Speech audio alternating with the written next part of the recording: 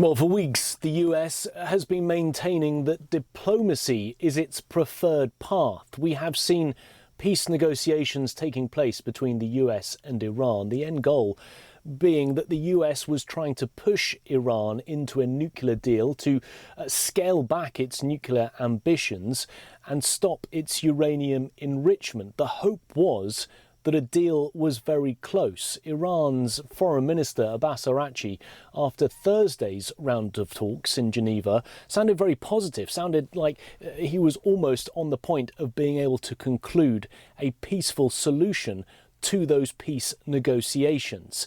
However, Donald Trump on Friday signalled that he was not happy with the progress of the talks, and clearly Friday night decided to take a further step, carrying out that expected action against Iran, those strikes coming from both the US and Israel targeting military and government personnel inside Iran, the US targeting Iran's nuclear and ballistic missile facilities, all with the aim to obliterate them entirely, in Donald Trump's words. He put out an 8-minute video, posting it to his social media account overnight, shortly after those strikes began, really laying out the case to the American people to explain why he decided that he felt it was necessary to take military action. He suggested it was all about keeping Americans safe, saying that Iran was developing a nuclear weapon, that they would soon have ballistic missiles capable of reaching the United States, and therefore it was, he suggested, in America's best interests that he took military action. He also urged Iranians to rise up against the government, really pushing that idea of regime change and urging them to do what they could. He said that this might be their only chance in generations to topple the government and leadership of Iran.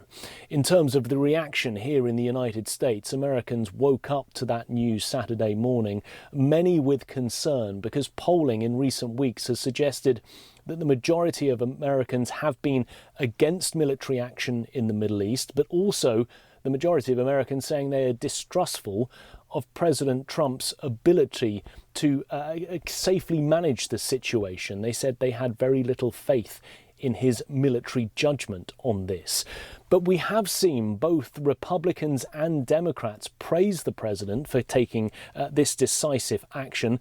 Senator Lindsey Graham, a Trump ally, called it necessary and long justified, while Senator John Fetterman, a Democrat, said that it was right and necessary. However, one Republican who has very much criticised Donald Trump in the past, Tom Massey, said that it was an act of war and it was unauthorized by Congress, because bear in mind the US president did not seek congressional approval to carry out these strikes.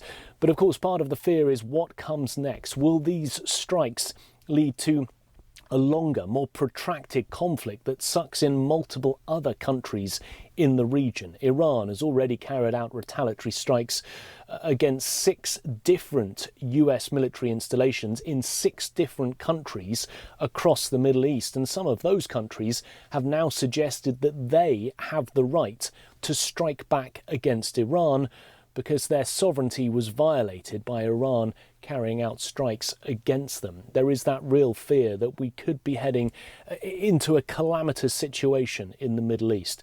Donald Trump also saying that this would be a massive and ongoing operation. Unclear at this stage how many days all of this could last, but what is clear, the US president felt it was time to take decisive action, action that many had feared for many weeks, and action that many Americans didn't want to see take place.